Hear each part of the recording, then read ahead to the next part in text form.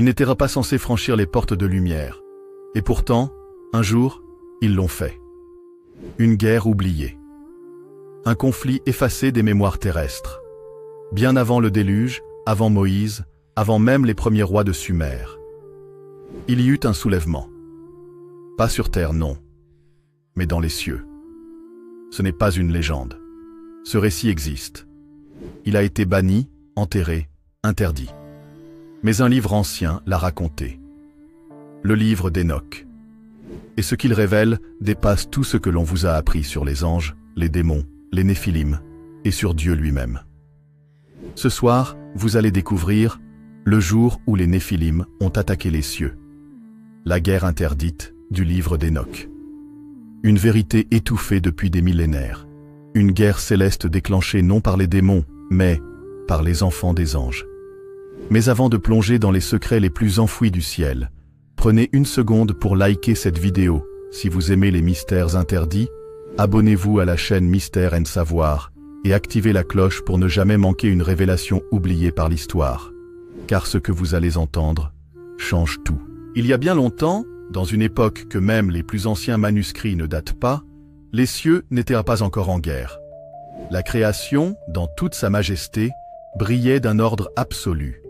Aux confins de l'univers, une hiérarchie divine s'étendait comme une toile lumineuse où chaque être céleste occupait sa place. Au sommet, l'innommable, celui dont le nom ne peut être prononcé, régnait avec justice, sagesse et un feu brûlant que nul ne pouvait approcher sans se consumer. Parmi ses serviteurs les plus proches se trouvaient les archangels, puis, plus bas, les malakim, et encore plus nombreux, les Grigori, qu'on appelle aussi les veilleurs. Les Grigori furent désignés pour observer les hommes, les guider, mais jamais interférer. Et c'est là que tout a commencé. Car parmi ces veilleurs, 200 descendirent sur la terre, conduits par un chef, Semiasa, dont la beauté rivalisait avec la lumière elle-même. Ils descendirent sur le mont Hermon.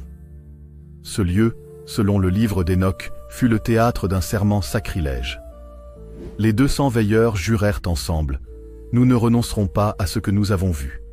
Nous prendrons femme parmi les filles des hommes, et elles nous donneront des enfants. » Ce pacte fut scellé par le nom de Dieu lui-même, une abomination absolue. Ce jour-là, l'ordre céleste fut brisé. Les unions contre nature entre les veilleurs et les femmes humaines donnèrent naissance à une lignée que l'on n'aurait jamais dû voir fouler le sol de la création, les néphilim. Ils étaient immenses, colossaux. Leur voix faisait trembler les montagnes, leur faim, insatiable. Ils dévoraient les récoltes, puis les bêtes, puis les hommes. Et enfin, ils s'entre-dévorèrent. Mais avant de devenir ces créatures monstrueuses, les néphilim furent d'abord des princes. Ils apportèrent aux hommes la connaissance des étoiles, les secrets de l'acier, les herbes du soin, les alphabets oubliés, les langues du feu. Azazel, l'un des veilleurs, enseigna l'art des armes, du maquillage et de l'enchantement. Kokabiel, l'astrologie. Pénému, l'écriture cachée des anges. Ainsi, les humains commencèrent à s'élever. Mais à quel prix? Car ces enfants célestes, issus d'un crime cosmique, n'étaient pas que des géants. Ils portaient dans leur sang la rébellion des cieux. Et la terre, incapable de les supporter, gémit. Très haut dans les cieux, les archanges observaient, silencieux. Michel, le commandant de l'armée céleste, Raphaël, le guérisseur des mondes, Uriel, le porteur de lumière, Gabriel, la voix de Dieu. Ils virent les néphilim. Ils virent les autels de sang, les magies interdites, les rituels qui invoquaient le feu des étoiles. Mais il y avait une loi de non-ingérence. Car le don du libre arbitre avait été donné aux anges, tout comme aux hommes. Intervenir, c'était admettre que Dieu s'était trompé. Alors, pendant longtemps, les cieux se turent. Mais une rumeur commençait à monter parmi les plus anciens des anges. Les néphilim ne se contenteraient pas de la terre. Ils parlaient en rêve d'un trône, d'une lumière à renverser, d'un retour vers les étoiles. Et puis un jour, un néphilim naquit différent. Il s'appelait Mahazaël. Né de Semiasa lui-même et d'une femme issue de la lignée de Lamech, Mahazaël n'était pas seulement gigantesque, il possédait la langue céleste. Enfant, il entendait les murmures des anges, il récitait des versets d'avant le temps. Il dessinait des glyphes interdits dans la poussière que même les archanges ne comprenaient plus. Il interrogeait les étoiles, il questionnait les anciens et il voulait savoir pourquoi lui, pourquoi être né entre deux mondes. À l'âge de 12 ans, Mahazaël regarda le ciel et prononça un nom que seul un être céleste peut prononcer. Les nuages se fissurèrent et une voix descendit « Tu n'es pas de mon royaume, mais tu n'es pas de la terre non plus. » Ce jour-là, Mahazaël comprit. Il ne voulait plus vivre entre les deux, il voulait le ciel. Semiasa, voyant l'évolution de son fils, convoqua les veilleurs dans une grotte de feu au cœur de Bashan. Ils étaient inquiets. Certains disaient que Mahazaël était une abomination. D'autres le voyaient comme une chance, le pont entre les mondes.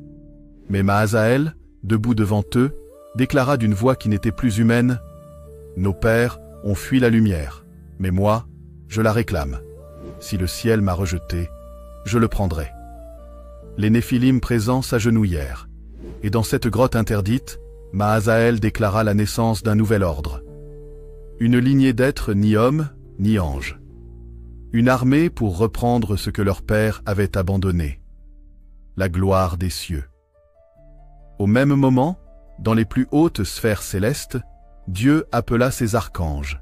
Michel, Raphaël, Gabriel, Uriel, se réunirent autour du trône. Et une seule phrase résonna dans tout l'empyrée. Les enfants des anges s'apprêtent à franchir la limite. La loi du silence était rompue, et les cieux préparèrent à leurs armées. Mais ce que personne n'avait prévu, c'était que Mahazaël, le Néphilim, connaissait déjà leurs secrets. Des lunes avaient passé depuis que Mahazaël avait proclamé son ambition. Dans l'ombre des montagnes anciennes, une nouvelle société s'était formée. Les enfants de la fracture, mi-anges, mi-hommes, mais surtout porteurs d'une volonté ardente de retourner là d'où ils avaient été rejetés.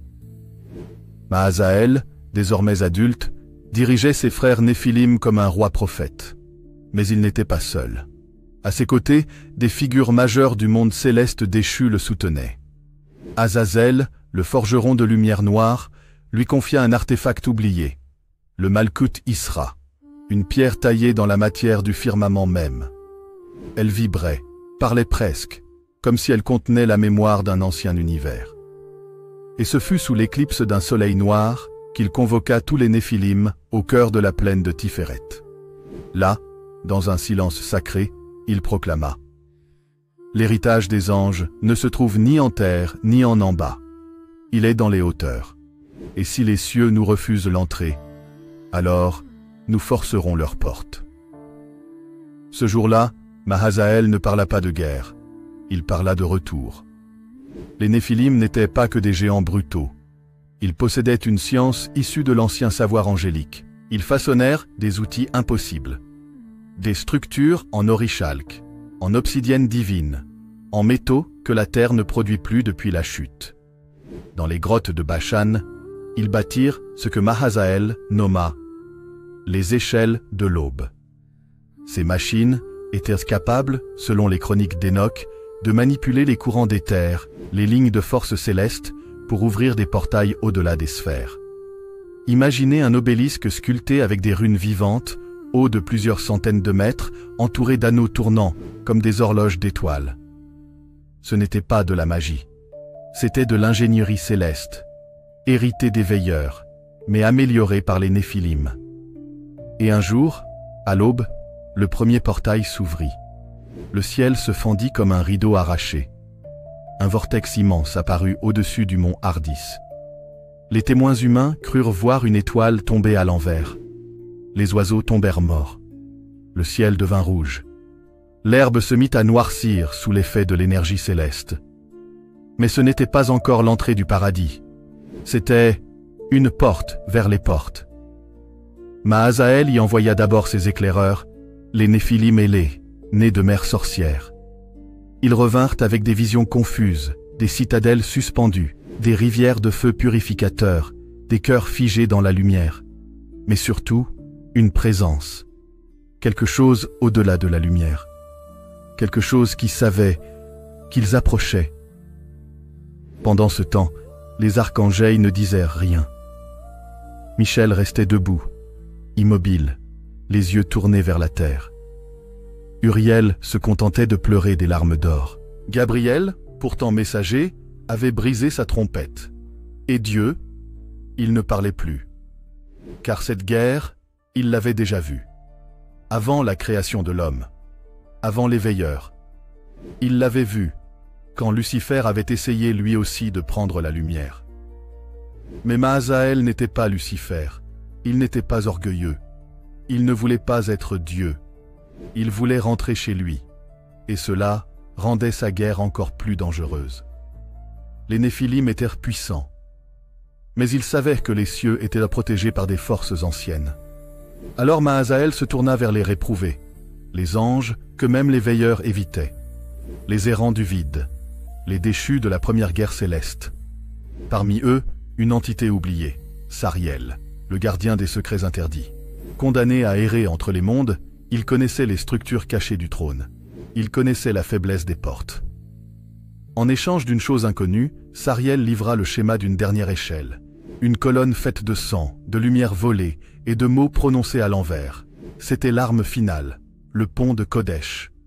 Semiasa, témoin de tout, sentit la peur revenir dans son cœur. Il convoqua les derniers veilleurs encore fidèles à l'ordre. Certains voulaient arrêter Mahazaël. D'autres étaient prêts à le suivre jusqu'au bout.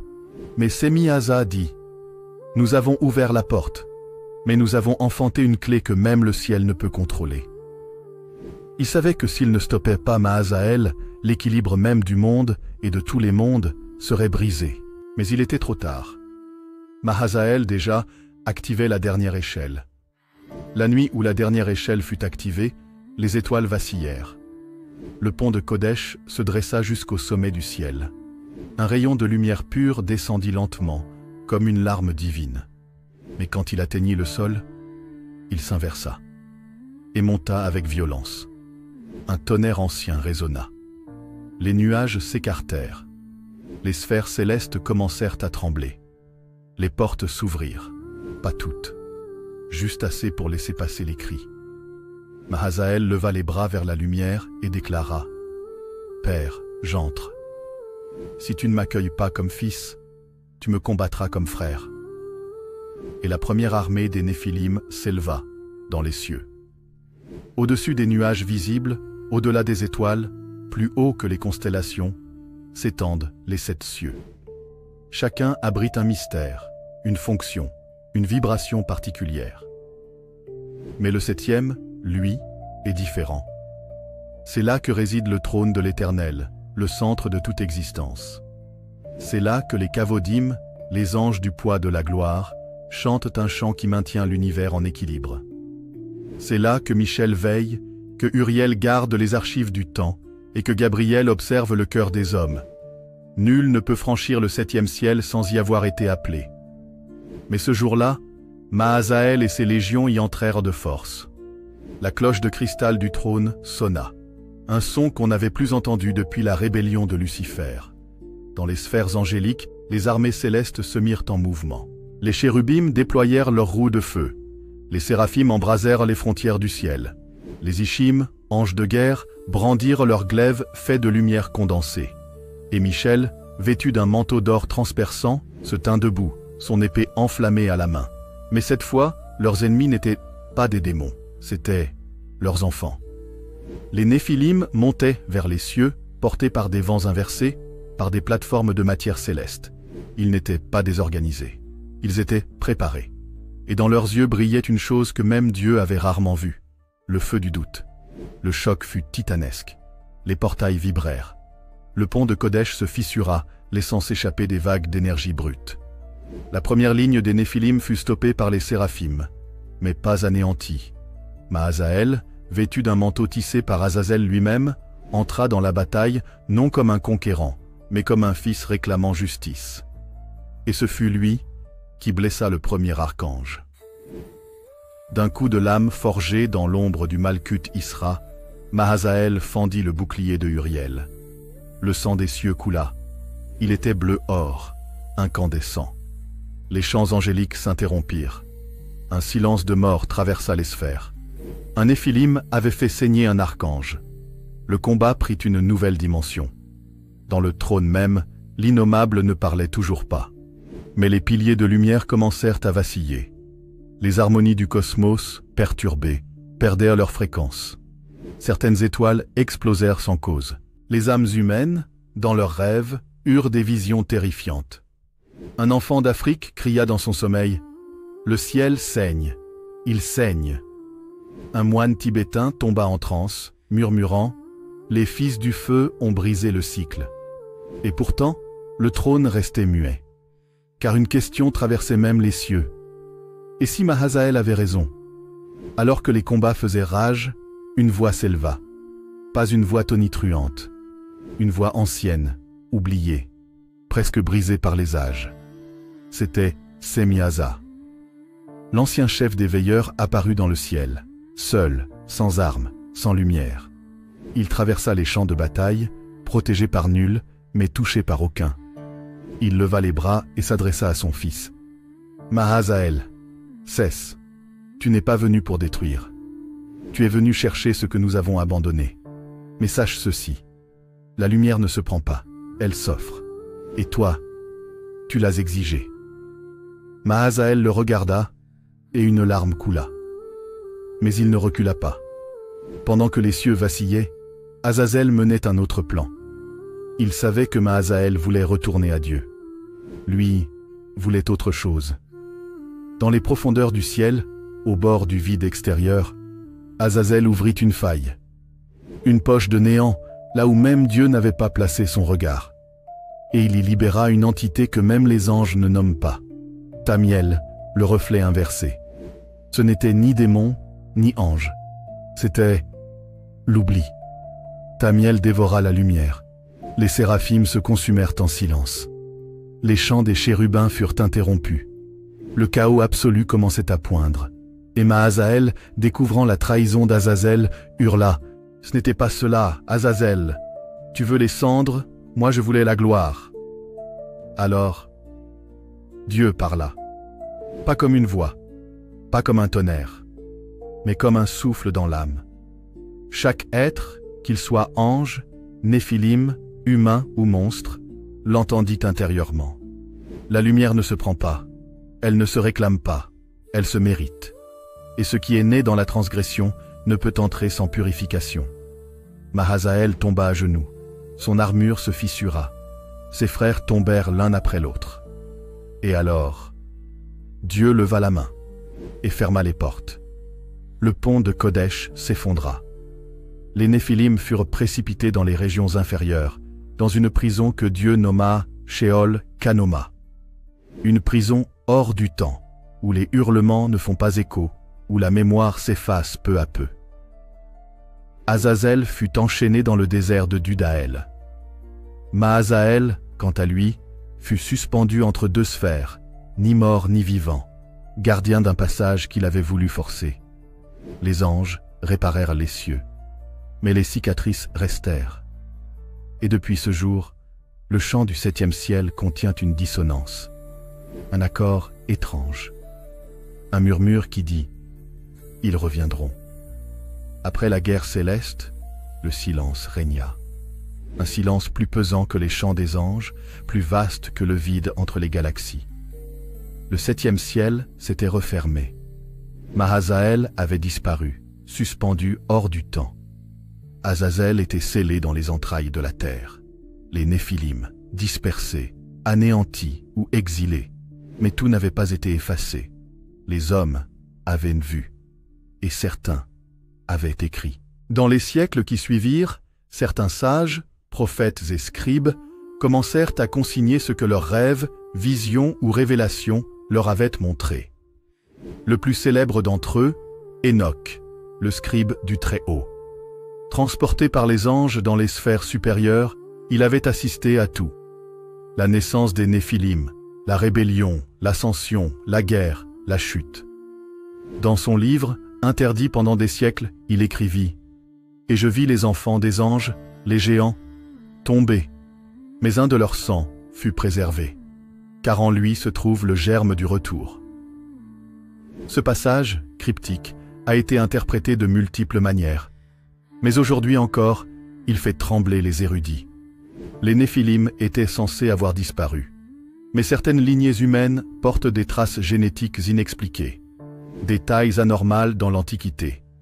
Des crânes allongés retrouvés au Pérou, en Égypte, à Malte. Des individus aux capacités mentales hors normes. Des familles qui, génération après génération, gardent des souvenirs de visions célestes. Et si certains Néphilim n'étaient pas morts, et si certains s'étaient mélangés? Une théorie interdite circule dans certains cercles ésotériques. Les Néphilim n'ont pas disparu. Ils se sont dilués. Et un jour, le sang les rassemblera. Dans un fragment rarement cité du livre d'Enoch, retrouvé dans les manuscrits de Qumran, il est écrit « Et dans les temps de fer et d'ombre, un fils des anciens parlera à nouveau au ciel. Le pont sera reconstruit. La mémoire interdite reviendra. Et ceux qui sont nés entre les mondes se lèveront pour un dernier choix. Car la guerre ne s'est pas terminée. Elle a simplement changé de royaume. » Ce passage soulève une question vertigineuse. Et si la guerre des Néphilim n'était pas finie? Et si elle était en train de recommencer? En nous? Les symboles laissés par les Néphilim semblent réapparaître dans notre monde. Les spirales d'énergie retrouvées dans les crops circles. Les temples mégalithiques parfaitement alignés avec les constellations. Les rêves partagés de portes dans le ciel, de villes flottantes, de langues chantées par des voix inconnues. Même certaines sociétés secrètes anciennes prétendent détenir des fragments du Malkuth Isra, la pierre utilisée par Mahazael pour forcer les portes. Des légendes racontent que des portails existent encore. Des lieux où la matière et l'esprit s'effacent.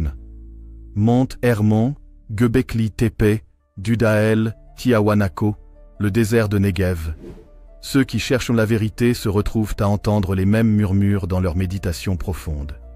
Souviens-toi de ce que tu étais, de ce que tu portes et de ce que tu dois affronter. Dans la tradition kabbalistique cachée, on évoque une entité solitaire, enfermée entre deux mondes, observant les cycles du ciel sans jamais intervenir. On l'appelle le gardien suspendu. Il ne dort pas, il ne parle pas, mais lorsqu'un être pur approche, il pleure. Car il sait que la guerre revient, et que cette fois, le combat sera intérieur. Les étoiles s'alignent, dit-on. Des phénomènes rares se produisent. Planètes en croix. Inversion magnétique. Saut quantique dans la conscience humaine. Et si la prophétie disait vrai? Et si le pont de Kodesh n'était pas une machine physique, mais une passerelle intérieure, un éveil, un rappel? Alors chacun de nous, porteur d'une parcelle oubliée, devient le champ de bataille. La lumière ne peut pas être prise, mais elle peut renaître. Et peut-être que Mahazael n'avait pas échoué. Peut-être qu'il avait simplement semé. Chers chercheurs de vérité, vous venez d'explorer une histoire oubliée, enfouie dans les couches les plus profondes de l'histoire et de l'âme humaine. Cette guerre interdite, celle des Néphilim, n'est pas seulement un récit ancien. C'est un miroir, un message codé, un appel silencieux. Et voilà.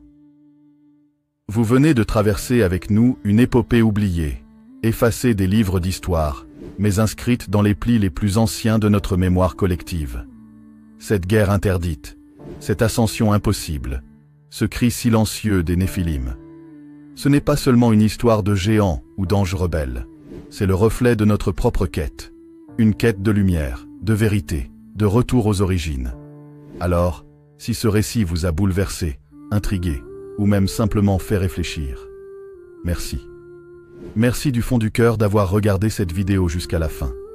Merci pour votre curiosité, votre ouverture d'esprit, votre soif de savoir. Ici, sur Mystère & Savoir, nous croyons que certaines vérités ne se crient pas. Elles se murmurent, et ceux qui les entendent sont déjà en chemin. Si vous ressentez que cette histoire résonne en vous, alors abonnez-vous. Activez la cloche, car d'autres révélations arrivent. des mystères plus anciens que les étoiles, des vérités que personne n'ose dévoiler. Et ensemble, nous continuerons d'explorer ce que d'autres préfèrent oublier. Restez éveillés, restez curieux. Et surtout, souvenez-vous, la lumière vous attend. Toujours.